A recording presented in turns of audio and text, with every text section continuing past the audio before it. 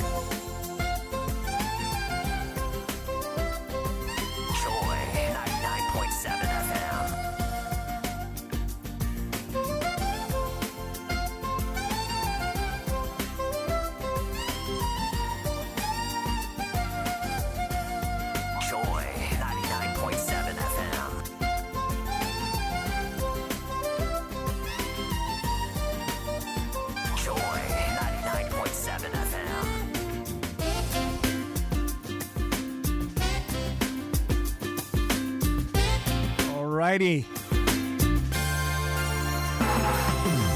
You know when you hear that, Sunday's complete, I'm in the seat. Time for Ultimate Health, your ultimate guide to healthy living. Listen every Sunday, 2:05.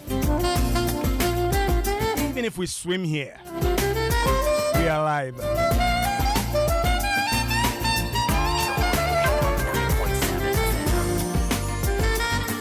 Yeah, the Almighty confirmed the wake-up list long ago.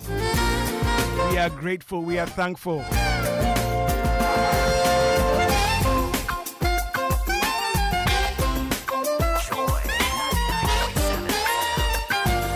As usual on the prescription, my name is Nortey by nature. The program is Ultimate Health, your ultimate guide to healthy living. Some call it a program, I call it a promise. Some call us a frequency, I say we are a family.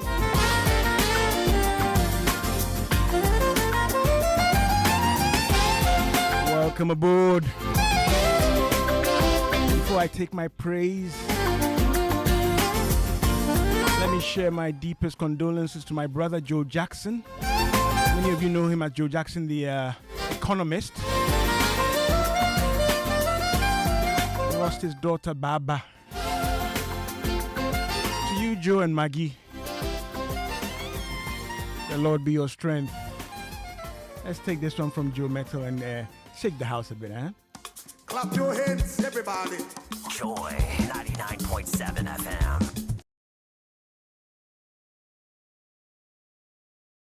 Down. Yeah, black stars. May they shine, may they rise.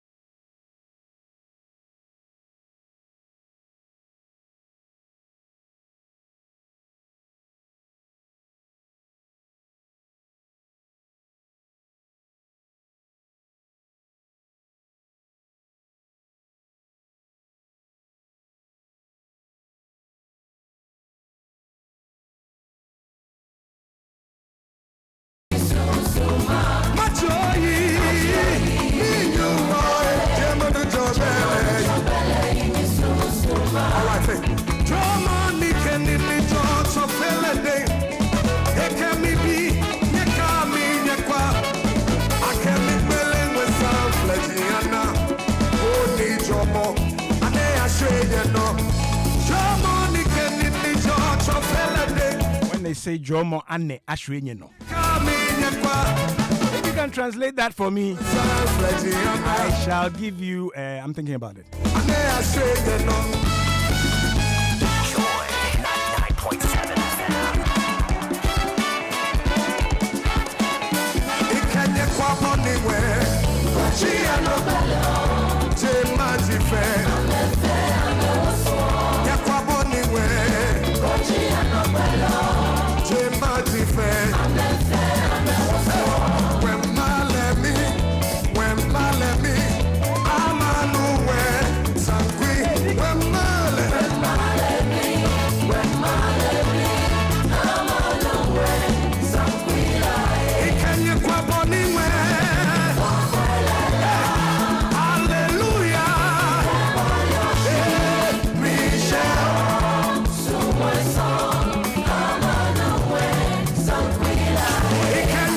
I love it a bit. Ultimate Health on Joy 99.7 FM. A little jammer to push the Black Stars.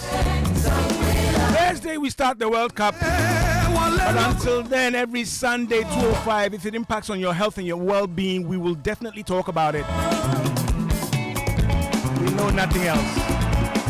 Joe, tell them. All right.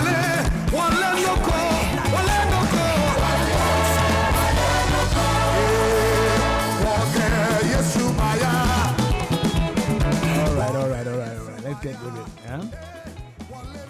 So, yes. Ultimate Health. Today, I have the honor. It's always great when I have a mental health professional in the studio alongside Madam Judith Kokui Azuma. Google, have you heard her name recently? I think it was last year, right? MTN Heroes of Change. What was she changing? Landmark, phenomenal work in substance use recovery. She's got her CV was very interesting, huh? Mental health nursing, and she started climbing. I see in some parts of her CV she attended programs as a participant and later as a resource person. Hey! Joy 99.7 Yeah, FM. we're going to be trying to understand substance use disorders. When does it become a disorder? I take club beer. Do I have a disorder? Is it only about substances? Are there other addictive behaviors we should be concerned about? If you know the diagnostic criteria, you'll see that now even gambling is in there and many other things. So I'm learning at the feet of Madam Judith Azuma. Auntie Judith, you're welcome. Can you hear me? I can't quite. Ziggy. Yeah. Check her mic. Ziggy is trying to sabotage me. Auntie Judith. Akwaba. Yeah, good afternoon. Good afternoon, and and your listeners. Great to have you. I'm all charged up. But in reviewing your background, you did nursing first. Yes. Yeah. Tell us a bit about that. So I did mental health nursing at Pantine Nurses Training College. Okay. And then worked from 2004 to 2007, 8 thereabouts. Okay. So around 2008, I've worked with women and men with substance use. Okay. And then mental health. But in 2009, we had a visitor from the Philippines who had a background in addiction treatment. Okay. So our director at the time, Dr. Ananjade, felt the need that we need to help clients. Dr. Jade, I greet you. I throw you hand. So because we've had many cases of substance use, but didn't really have a clear part of treatment, a recovery program for them. So that's how my journey with addiction treatment started. Okay. We opened the center on the 9th September 2009, and it's The rest is history. The I rest would is say. history. Remarkable history. Okay. But let's set history aside and let's learn. Okay? For many of you, when you hear substance use, you're thinking of regulated or prohibited substances. But hey, it's broader than that. It involves the brain, it involves decisions, choices, it involves society, because many of the patterns of behavior are modeled right before our own eyes. So it's a broad thing, right? Detoxification is different from rehabilitation, and so on and so forth. We're going to learn slowly. I've captured her husband, so we'll take our time to learn this. Okay, so I like to start this with, what I call a Chinese proverb, which I used to teach this back in the day. It says, first the man takes the bottle, and then the bottle takes the man. I'll say it again. First the man takes the bottle, and then the bottle takes the man. So it talks about the introduction of something which was not there before, and then you become accustomed or used to it, and then it takes control. Auntie Judith, am I on the right path? Absolutely, you're on the right You're path. not Chinese. No. But first the man takes the bottle, Yes. and then the bottle takes the man. Yes. Okay, we'll use that as a foundation. So there's a sense of a taking over and a loss of control. Absolutely. Now the bottle or the substance or whatever we're going to be talking about is in charge. Yes. Okay. So when we say substance use, let's start with that. Okay. What are we talking about? So when we say substance use, we look at taking substances, and in this sense, we try to define the substance and medicine, Okay. because sometimes we confuse the two, or we use the word interchangeably. Okay. So medicines are substances, but they are for a healing effect. So we're They are talking to- about substances with legitimate medicinal purposes. Absolutely. Okay. Absolutely. You want to distinguish them from yes, other. for other, what we call in local terms, drugs. Okay. So drugs now are also substances, but they are not taken for the reason that for medication or for healing effect. Okay. In this sense, you could also abuse a legitimate medicine. Absolutely. Okay. Absolutely. So when we say issues of use, it means that there's a prescription. I've been given the medication to take for a certain time in the day and for a length of time. Okay. And so that is a doctor's prescription for you to take for health purposes. Right. There is, however, the other issue of having doctor's prescription and not taking it as he has said. Okay. So take 2 morning, 2 afternoon, 2 evening. Okay. I may take 2 morning, forget the afternoon. I want to take 4 in the evening. Okay. That's not using it according to prescription. So irrational drug Yeah, use or exactly. medicines use, right? Yes. Okay. Yes. So sometimes for medicines, that's what may create some difficulty with improving your health as you want to see it. Okay. Now, when we come to drugs, people use drugs for many reasons. To do well, to feel good. To talk to women. Exactly, one of the reasons. Right. To handle anxiety. Anxiety. I had women who used to tell me, during that painful time of the month, Exactly. I learned to take this or that. So self-medication Okay. is also part of it. And now our difficulty is what, like you said, the man takes the bottle. What is the bottle now does to the man is where our problem That is. is where Yes. our focus is, We're yes. looking at maladaptive or harmful use of substances, right? Yes. Folks, if you just joined us 16 minutes past the hour of 2, we're tiptoeing into the subject, but it's very important you get this foundation, because part of our purpose is to make sure that that sharp edge of stigma and discrimination is shorn off, so that those who need help, care, support, clinical management get it. So that's why we're taking our time to build this case, okay? Now, another thing that has come clearly from what Auntie Judith is sharing is that you may actually become substance involved or substance entangled through legitimate means. Absolutely. It could be something that has good uses, and that is what introduced you to it. Yes. Okay. So we're still looking at usage and tiptoeing towards abuse, and then we'll get to disorder. Yes. Okay. Yes. Right. So let's continue. Okay. So for substances, like we call them, there is a spectrum. How people start and the progression to losing control over it. Usually we start with experimenting. Okay. Experimentation, by my experience, I've not always been to say young people experiment, but there's also the health. I'll call it health experimentation. You have a healthcare challenge. A doctor gives you prescription, and especially managing pain, some of the prescriptions are having addictive properties. Yep. The difficulty with many people is once we go off doctor's prescription, we have problems. The way, example, marijuana will act on your brain is the same way even a prescription drug with addictive effect can also act on your brain. So if a doctor gives it, doesn't mean it's safe to take outside of their prescription. Okay. You just have to follow it. Okay. So we experiment, and two things usually will happen with experimenting. I enjoy the use, or I suffer some consequences. Okay. If I enjoy the use, 90% is that I want to relive that enjoyment again. So I may reuse again.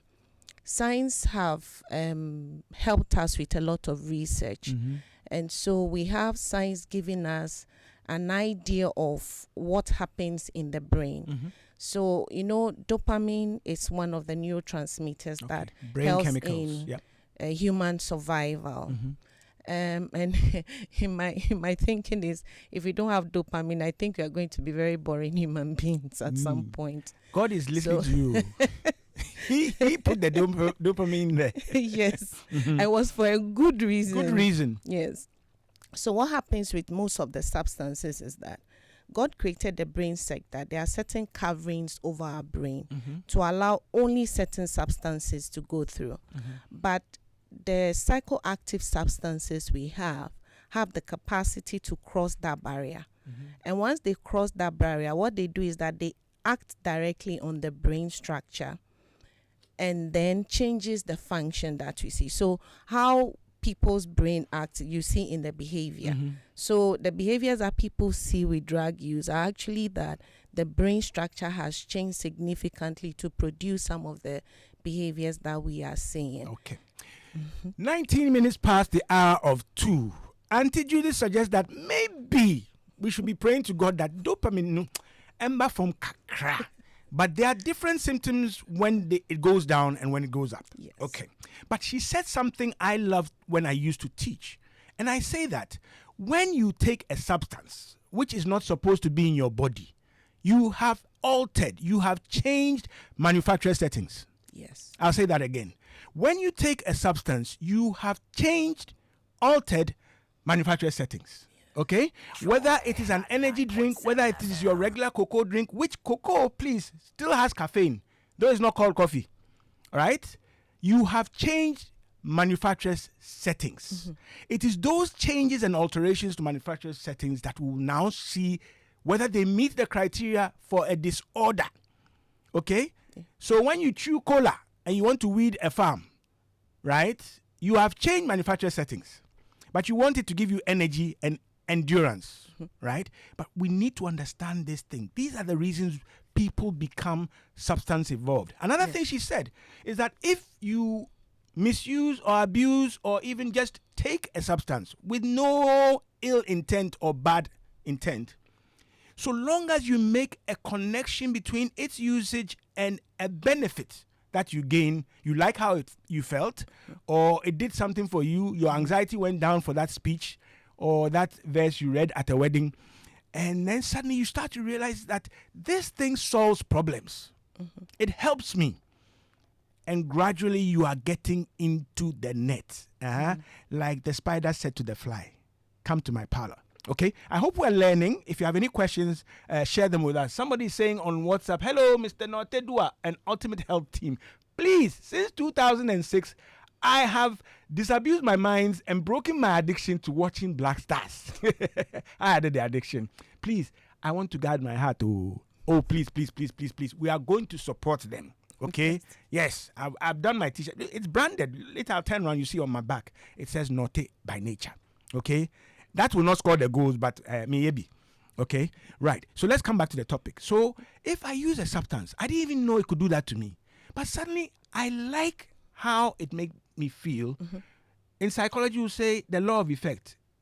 Any response that is followed by a desirable or pleasant outcome is likely to be repeated. Right? Apart from the neurochemical or the brain effect, which switches on certain parts of the brain. So that's where we're going. Okay. So I've understood that. There are various categories of substance. Yes. And man over time has been playing with them. In fact, I did something. Was it, what's Reverend Marco's church? Living Streams, Yep. And we had to talk on substances. And I said, do you know that after the flood, please, not Accra, Noah planted a vineyard? He did. After the flood, he planted a vineyard and brewed his own wine or whatever. And it led to circumstances and consequences. Check your Bible. We are continuing.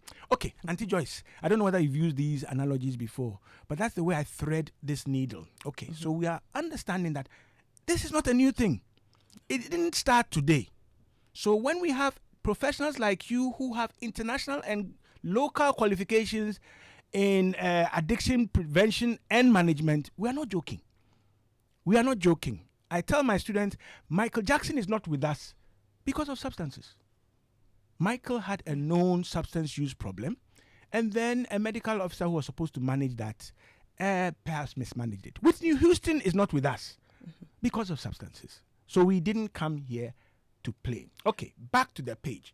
So where does it start going wrong? What are the telltale signs? And please, we are not limiting it to prescription drugs. Any of the substances, cocaine, whatever. Indeed, in the past, even cough mixture, hair products and things had cocaine, marijuana in them. Okay? Yeah, there are cannabis products in some of these things. Yes. Okay, where does it start to go wrong? Okay, so we start from experimentation. Okay. Then we begin to use more socially, like maybe if I started a week ago, I may want to relieve that feeling, so I may do social occasion. I started with Try Makwe.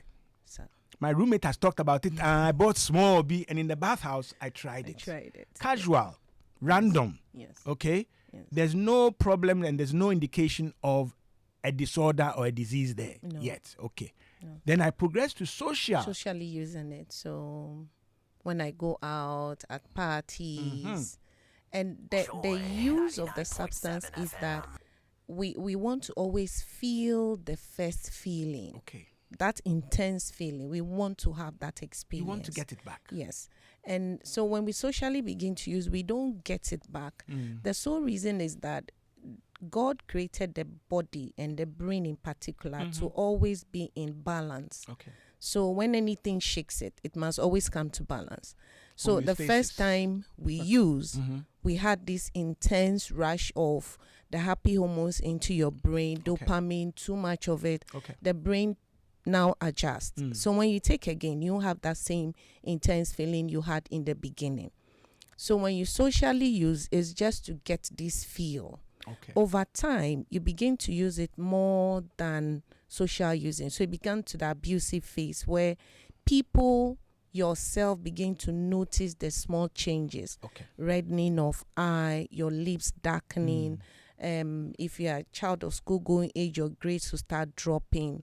You try to isolate yourself. At this point, when we begin to isolate ourselves, we understand in part that something is not all right with me. Okay, great stuff. 26 minutes past the hour of 2 on Joy 99.7 FM. We are not intoxicated at all.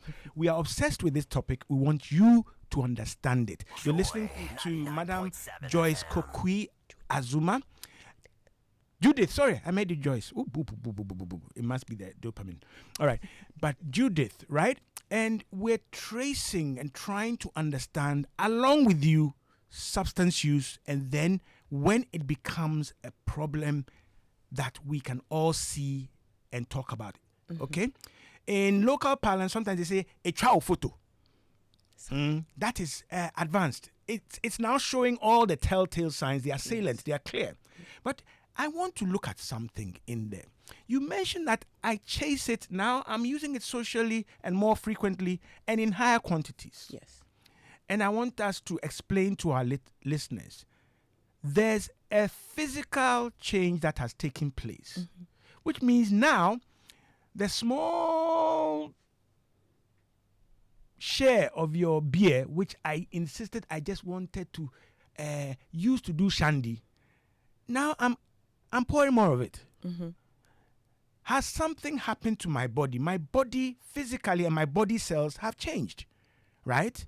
So what used to make me tipsy no longer makes me tipsy.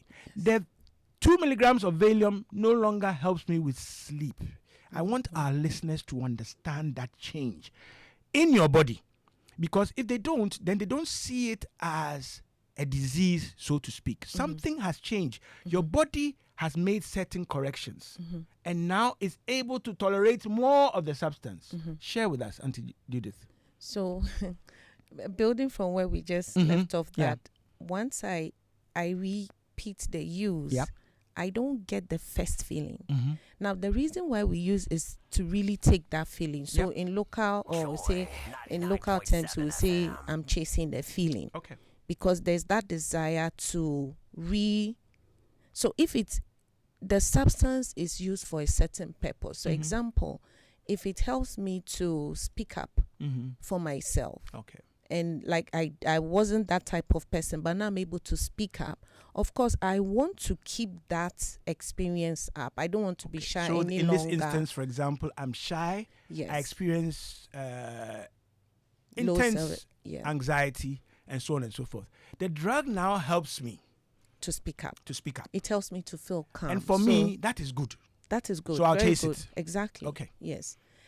But what is happening with your brain is that though your body is experiencing all the calmness you've always wanted, your brain is changing over time. Okay. So I don't know how to explain this, but there are cells in the body in the brain that helps communication. And what happens is when there is too much or oversurge of the neurotransmitters, the brain does two things: to reduce what will naturally be produced or to reduce what will take the information in. Okay. In that way, there is always a change in structure because that's not the intent. Okay. Now, over time, I begin to see the changes in my body and in my mind, in my thinking, in my feeling. So the usual reason why I actually use no longer is existing because now I'll need more of the substance to feel or try to feel the same way I felt the very first time. Okay. Which you call tolerance. So Tolerance. it needs more to get the same feeling. Physically, my body is able to endure and tolerate higher doses and quantities of the substance. Exactly. It was not there before. No. One of the things I insist on is letting people understand that is an acquired, it wasn't there before. It develops over time, right? Yes, the tolerance develops and over you need time. to mark it. Yes. So if you're drinking beer and you realize, now I'm drinking more, right? You are graduating. Exactly. But there's been a change physically in your body and your body cells and how they relate to this substance. Exactly. Okay. If you just joined us, it's 1/2 as they'll say in the UK, but 2:30 in Ghana, right? Ultimate Health. I'm really enjoying this because this is an area I don't joke with, right? But I'm enjoying it more because I'm with Judith Kokui Azuma, an addiction recovery and management professional, well qualified, several years. She's a mental health advocate, nurse, blah, blah, blah, blah, blah. And she's also an MTN Heroes for Change or Heroes of Change finalist for 2025, right? So she's already been recognized. As for me, I'm making noise. I didn't give her anything the MTN gave her, but she's gladly here with me and you on Joy 99.7 FM. What we're trying to get across, listeners, is that this is a big problem. In fact, I always teach and tell people that alcohol is our biggest problem, but it's well tolerated. Well, and should I say, I don't know. We have it everywhere. in cultural practices, sometimes religious practices. So even if you are blowing, is it fumes or fuse we say now? Fuse. Both apply. But people will not jump. But for other substances, they will. They will object. Right? So alcohol is well tolerated. I was part of the tobacco coalition. We kicked tobacco out of Ghana. There was a time Kaneshi market was painted in 3-5, right? There was a time when we were in university, when we do hall weeks, it is sponsored by tobacco. We fought it. They ran from this country mostly. And if you notice, we've even fought. There are now health warnings on a cigarette pack and drawings. Okay? And there's more and we've increased tax on cigarettes and many other things. So there are things that control the demand and things that control supply of the substances. Remember, adults can choose to buy cigarettes. Yes. Okay? But we are now getting them to understand what has happened to their body.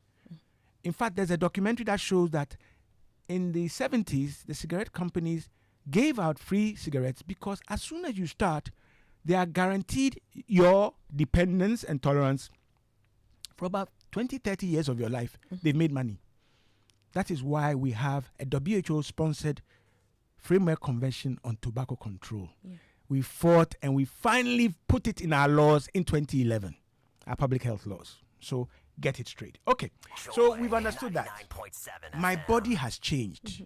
Tolerance means I take more of the substance, okay, to feel close to what I felt the first time. Yes. Still not there.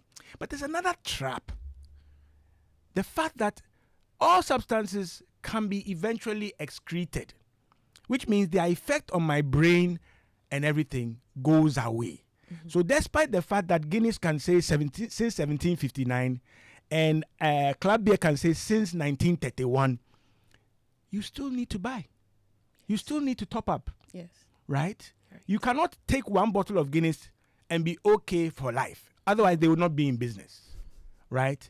So explain to us.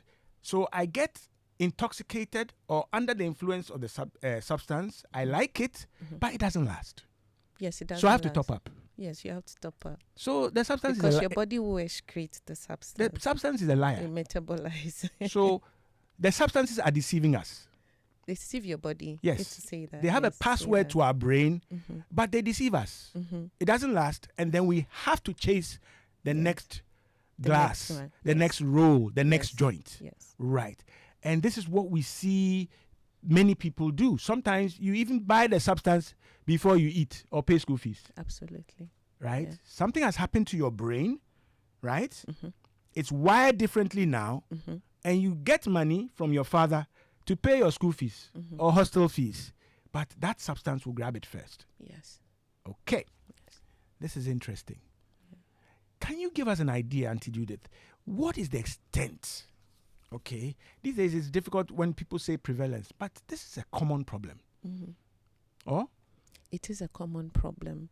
One issue we have in Ghana, we don't have, I would say, a country data to tell us how bad the problem is. We do have pockets of researches that gives us an idea. We have the West African Epidemiological Network on Drug Use, where we feed that data with information from, this is treatment indicator data across Ghana to Narcotics Control Commission. They're able to tell us the number of people that assesses treatment in a particular year. The World Drug Report is also available for us to know what is happening in the world. I think we are about over 36 million people using drug in the year 2023, if my figures are correct. These is just telling us that there's increasing problem. Right. And even in Ghana, we have media coverages. We have people talking about it. The recent issues with Red, where young people were found taking and just been like a stuporous position for a long time. are just telling us that these are real human issues. Okay. And we cannot just wish them away. Okay. Yes. In our time in secondary school, we had madrax and many other substances that people take.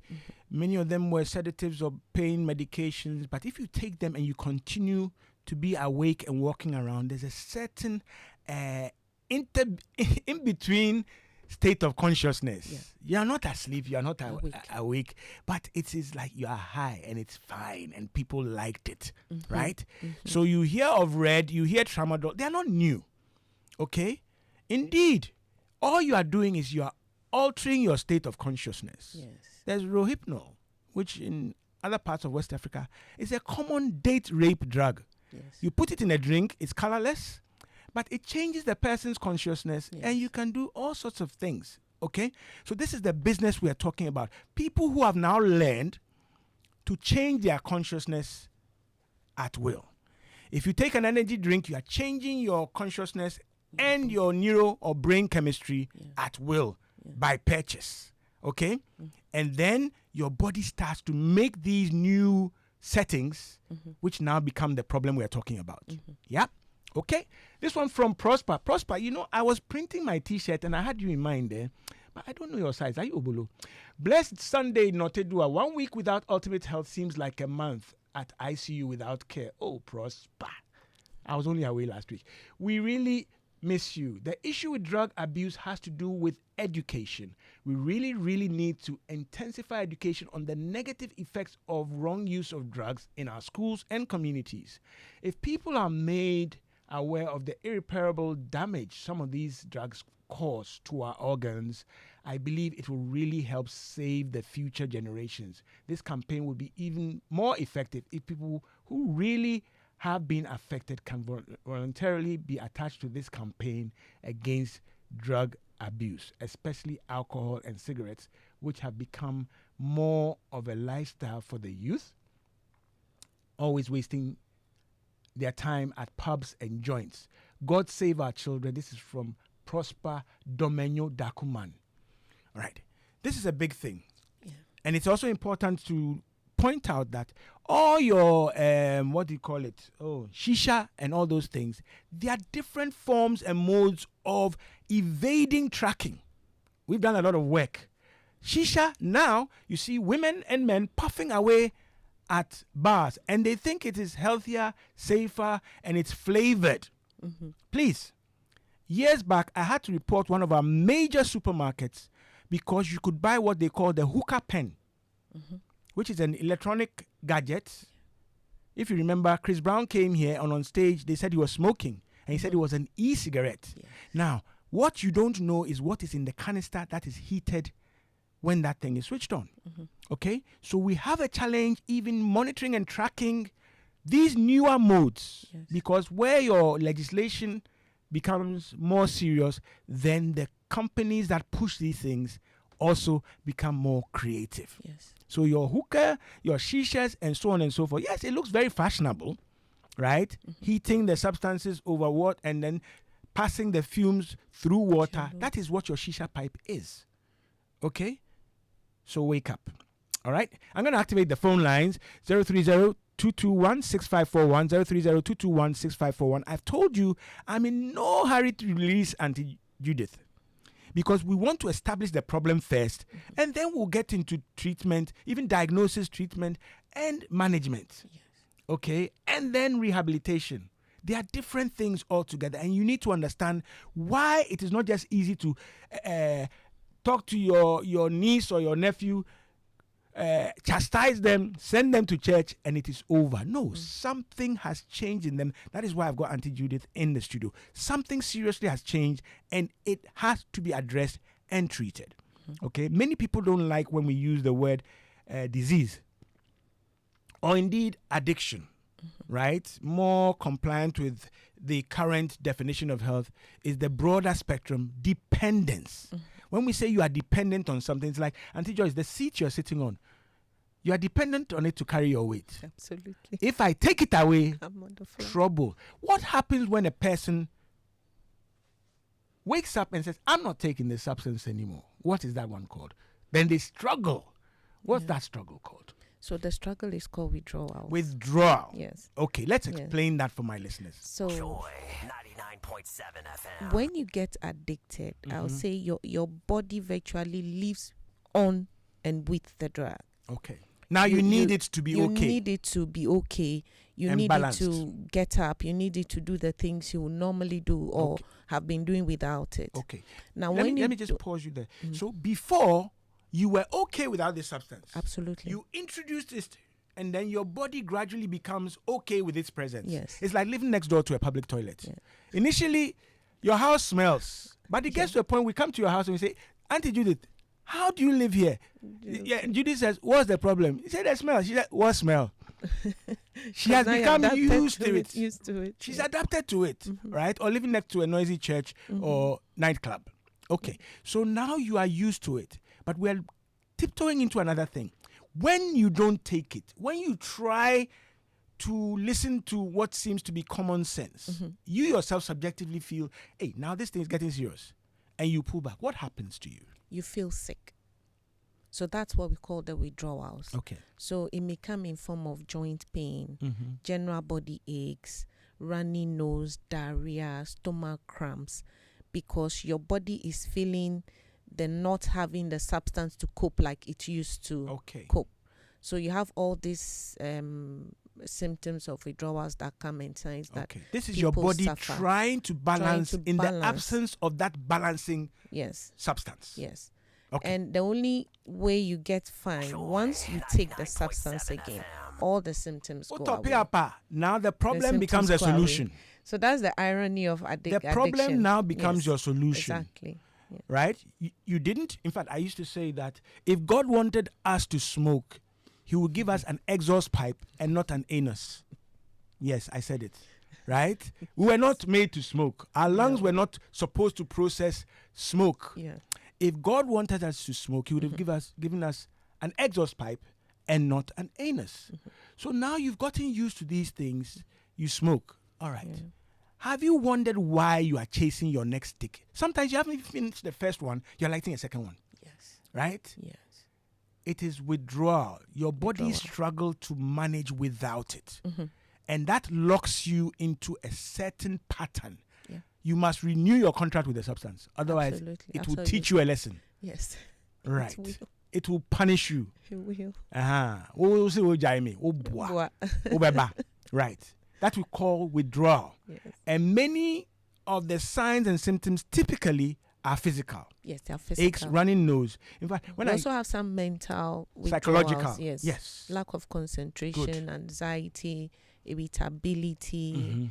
Yes. Okay. Those also happen. All right. So we're understanding the substance is now punishing me. I signed a contract. Those early Zingaro cartoons. Right? So, as for you, Tampi, marijuana, we, Indian hemp, me and you, we are finished. Now I try to manage without it. As a Efreme, it's calling me. It's pulling me back. So that discomfort I feel is what we're describing as withdrawal. Yes, sometimes it's a collection of symptoms and signs, so we call it a syndrome, withdrawal syndrome, or a symptom. Okay, sometimes you hear abstinence syndrome or symptom. What it means is your body is struggling without it. Yes. And let me add, if it is gambling, you haven't staked, and there's something happening to you. Yes. Right? Yes. Right? So. Please note the upsurge and increase in betting houses online and whatever. I have handled cases of people who have gotten into trouble because they owe money. There's an online avatar. There are people who I'm handling now who have problems with forex trading and so on. You see, the challenge and the suspense lights up parts of your brain. Exactly. Anytime you are gaming, in fact, I have a video where it shows somebody staking and he's connected to an MRI and it shows you which parts of his brain are lighted up. Yeah. So when you haven't staked, when you haven't gambled, when you haven't watched your pornography, when you haven't done some of these things, it is pulling you because now your brain is rewired. Yes. Okay. So withdrawal. Withdrawal. We talked about tolerance. You need to take more because now the initial dose doesn't do it for you. Yeah. So actually you are spending more, taking more, and more of your daily time is spent under the influence. Yes. Okay. Auntie Judith, let's explain something. You know, sometimes people need to see. So for example, when I take alcohol, after a certain level of alcohol, I feel more sociable. I talk more. I'm fine. So I like it. Right? I'm happy. I'm enjoying it. But as it crosses a certain level of what we call blood alcohol concentration, I start to change again. Yeah. Right? Yeah. That is why beyond a certain level, for Ghana, it's 0.08. You are not allowed to drive. Yes. Why? So, you know, alcohol in smaller doses makes your body feel active. Right. The more you take, it slows you down. Alcohol is a depressant. It's actually a depressant. Yes, a depressant. But in smaller doses in the beginning, so you see it lights you up, you start feeling energy. But the more you take, it starts slowing you down. It starts to show its true colors as a depressant. So why they say you don't drive, drink and drive is that it reduces your judgment of who is ahead of you, what the road situation is like. Alcohol impairs your judgment. It impairs your judgment, yes. Impairs your reaction time. Exactly. Okay. So we need now to protect you yourself, the drinker, and unsuspecting road users. So you are not legally allowed to operate machinery or, in this instance, a car if your blood alcohol level is above a certain level. Yes. But the more important thing also is that then some of the signs I'll see show that it has affected my brain. So for example, now Nortey is speaking with clarity. You can hear what he's saying. If he takes alcohol to a certain level, that's it. It has affected my motor coordination. Exactly. So my ability to coordinate the movement of my lips, my tongue, my teeth in making sounds changes. So when you see Kofori on a Fiera walking and staggering, he's actually showing you the impact of alcohol on his brain, on his speech, and on his ability to walk, motor coordination. Yes. Right? So can you imagine if that person is driving? We're not safe. So we have laws which protect you because we know what substances do to you. Yes. Right? Yes. So we need to start understanding those things and not thinking that, we give the policeman 10 CDs and everybody else is safe. Indeed, we have some substances which are packaged as herbal, and long-distance drivers, tanker drivers take it because they feel it keeps them awake. Right? But recently, many of them have come up, and FDA has tagged them. I will not repeat the names because sometimes they are not as assertive as me. I'll say it because I've handled people who are taking it. Okay, so this is where we are going. Please, the phone line is still active, 030-221-6541. We're talking substance use and addictive behaviors. We've roped in the, gambling and other things because they light up your brain in the same way. You are addicted. You are dependent. There are people who are addicted to online shopping. All they need is an interesting website. Click, click, click. They spent 40,000 already. Joy. Yep. 99.7 And FM. many of the gaming sites are designed to switch on these neurotransmitters and get you hooked. Yeah. That is why you hear, Big Brother Niger is addictive. It's a reality show, but they warn you that it is addictive. Right? It will arouse your brain in certain ways that you find it difficult to pull yourself away. Okay? Any questions, concerns, confessions, testimonies, please share with me and Auntie Judith. Okay, so now we understand withdrawal. Yes. We understand the fact that you continue chasing this substance or the thrill it gives you. So, are you in charge? You're not in charge of yourself. In charge. Yes, you're not. So the bottle has taken the man. Is, exactly. Right. Yes. So are we at the level of a disorder when we start to see these telltale developments? Yes. Do I now have a disorder? Yes, you have started developing a disorder. Okay. At the point where it's having effect or impact on your daily life, your thinking, your feeling, your responsibilities, affecting your relationships. Okay. then you know that you are developing the disorder. Okay. Now, there are 11 criteria that ICD-10, International Certification of Disease, Classification of Diseases, gives us. So the desire to use more of the substance. When withdrawal is part of those symptoms, you begin to lose interest in daily activities and your responsibilities. Needing more of the substance to feel high are some of the symptoms. So once you meet certain criteria, the disorder also runs on a spectrum. So you have mild, moderate to severe for many people. Severe is that you have over 6 of the symptoms for a period of time, and you know that you are there. Okay. But my experience with people who are suffering is that we know when it's a problem already. At the point where we start seeing changes in our daily routine, changes to our life, we no longer feel the desire to follow objectives, our goals. We know that we have a problem. Okay. Now, what makes it difficult is I can't come to family members and say, oh, Daddy, you know, I've started using marijuana and it's affecting my schoolwork.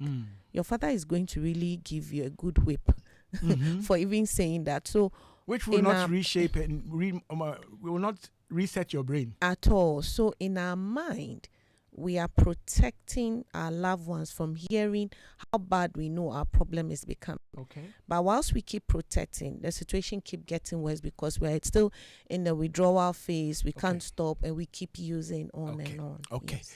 Good education here. Oh, Prosper says he's XXL. Okay. Oh, right. Okay. That is Chinese XXL. Okay, fine. All right.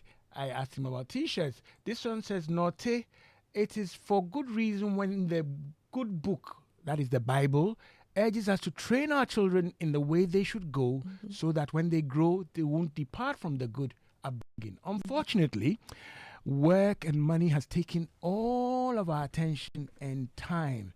Of what use is money when in the end our children's future is destroyed? This is again from Prosper. Okay. Now, we've talked about these things. We've understood the magnitude of the disorder and the mechanisms by which it is, should I say, damaging you. Yes. Okay? We've tiptoed and touched on some of the signs. You need more of it. You are using it more often than not. You are more under the influence than not. Yeah. So most times when I see you, why are you fine? Exactly. A friend of mine will say, why is it a tree Bible? You see? Okay? And then a big one which I like talking about is that you yourself have tried, you struggled to cut back, Exactly. but failed.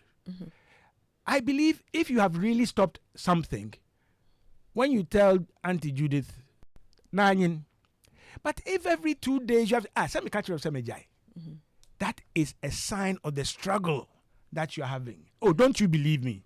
Yeah. Right? How critical is this? The fact that you yourself on your own, subjectively, have tried but failed. It's So also in the criteria. Yeah, it's also in the criteria. So this one tells us the grave impact of the substance on our brain. The part of the brain that's really indicated is our reward circuit. Exactly. Where we feel pleasure. So it has gone through, how will I say, it's been over stimulated severally, and so now what you would normally just stop has become very difficult for you. And two is that the brain has readjusted itself. I'll try and explain it a little bit just to make it easy for listeners. That we have cells that sends messages, we have cells that receives messages. Now, when a cell is sending message, it must be received by the right, we call it receptors. Now, when there are too much of the neurotransmitters within these cells, the cells do two things. They reduce either the quantity of the neurotransmitter that is supposed to be transmitted, or reduce the receptors that are receiving it. And that's not the natural order. So what happens over time is that you, by the use of the substance, is changing how your brain should function on a daily basis. Like I said, that's one of the reasons why it's difficult to stop. You've adjusted manufacturer's settings. Yes. That so is it's not difficult to how stop. God, the manufacturer, Made it. made it. Okay, so now your brain is either not sending as much, is trying to control, Yes. or the receiving receptors are also not receiving that much. So Okay, the only way to fill your normal cell is to actually use the drug. to use the drug. Yes. Okay, this is why when you drink more, smoke more, the problem becomes your solution. Yes. it And does. if you're listening and you've been listening to what Auntie Judith and I are sharing, then the damage continues. Continue. Okay, the damage continues. Okay, indeed, years ago when I did HIV training in Uganda, I'd always said those days our numbers were not that scary. We're picking up in HIV, but Eastern and Southern Africa, their numbers are scary because the use of alcohol and many other things changes the threshold for what we might even call safe sex. Yes. If a substance can impair or compromise your rational, logical thinking, then all the adverts which are saying do this, do that, do that, do that, do that. Please, safe sex, it is now an illusion. And you are moving on impulse. So you will do things you would not normally do. Right? Even though you don't call that operating machinery. Right? And it is a major fueler of their prevalence levels. Okay? And the kind of violence and things you see in those areas. Yes. Okay? And you can actually map it to HIV prevalence and other things. Yes. So when substances are left to do what they want to do, these are the kind of problems society, communities beget. Yes. Wow. We haven't even dealt with you and, diagnosed, but I hope you understand the mechanisms by which the substances work. And from what we are hearing from Auntie Judith, they trick your brain. Absolutely. They trick your brain. They get the password. Please. You hold on to it. They become original counterfeit. Right? Yeah. And they now control you and you don't control. So when somebody says, you spent how much on Lotto? You spent how much on beer? Sometimes people ask you for a loan. I say, if you stop drinking, do you know you've given yourself a loan? Do you realize you have given yourself a loan? This is what Auntie Judith is sharing with us. For today, what would you want to leave our listeners with? So today I want listeners to understand the great impact of substance use on the Ghanaian community. We really have not realized, because it's, first of all, is the fact that we believe that it's a moral problem. Okay. So if it's a moral problem, people can just stop by themselves. But today we are establishing the fact that it is something that happens and changes the way our body functions. Okay. And so I want Ghanaians to know that this is a health problem like any other health problem, Right. and we must deal with it as a health problem. Okay. So that gives people the opportunity to seek help, like they will go to hospital for malaria. So once we are able to understand all of this, we can get people to get the help that they need, and not feel the resistance that no, they are going to throw me off somewhere and leave me there. Okay. Yeah. Great stuff. Thank you. This is Jewa Part 1.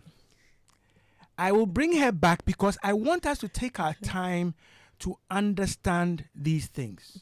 Because maybe you have a resistance to helping somebody or even sending them for help. Yeah. You hear Pantang or some rehab or detox center, you are already annoyed. It costs too much. It is this. But you need to re-engineer, reconfigure their brain. Yeah. Whilst helping them at the same time to deal with withdrawal. Yes. So when we say detox, you are actually in a position where you can't get it, but the things that will happen to your body are being managed. Okay? So we'll get into that chapter as well. Auntie Judith, this has been awesome. Thank you for It has having been me. awesome, despite the rain, everything. This is, let me just quickly take this. Hello, greetings, Sir Nortey. Hey, I'm a Sir now. And resource person, she's Judith Kokui Azuma. Please, what is the motivation for a deaf and dumb 23-year-old to use alcohol and marijuana? Is the thinking that because He can't speak. they can't hear. speak and hear, they can't do these things? He's a human being. All right? And so if at 23 he's using, many factors would have accounted for it. Yep. Peer pressure, to feel good, to do well, probably even to deal with how his disability now, coping with the emotional trauma that is coming with he knowing that I can't speak, I can't hear. All right. Yes. Okay. So it's just a human problem, and Right. he may have gotten you into it by many Okay. factors that we don't really know now. Thank you, Auntie Judith. Many of these substances are alien to your body. You didn't know them to start with. Okay? So you can learn. We've trained mice. Yeah. And we've gotten them addicted to substances. And we learn from that. Yeah. Okay? So being deaf and dumb, please, there's no protection. Yeah. Once there's exposure, you pick it up. There are certain communities where it's natural. If you stay there, you smoke weed. Yes. You will. Or you'll drink. Yes. So I like it. We'll end there before we get too addicted with being on air. We're most grateful, Auntie Judith, and we'll do another chapter where we now look at the proper diagnosis. Who tells you? Who should diagnose? Is it your auntie who's what you are? Or do we need that professional layer for assessment, diagnosis, and then management? Yeah. Thank you once again. And thank you, Osofu, for being our bodyguard in the studio. I'll leave you with Timmy Daklo. Amen. Everything you touch, go work. Right? Ziggy will come after that and get you addicted to his Sunday afternoon grooves. Stick and stay. I go away, but Joy 99.7 doesn't. This has been Ultimate Health. Timmy Daklo. Amen.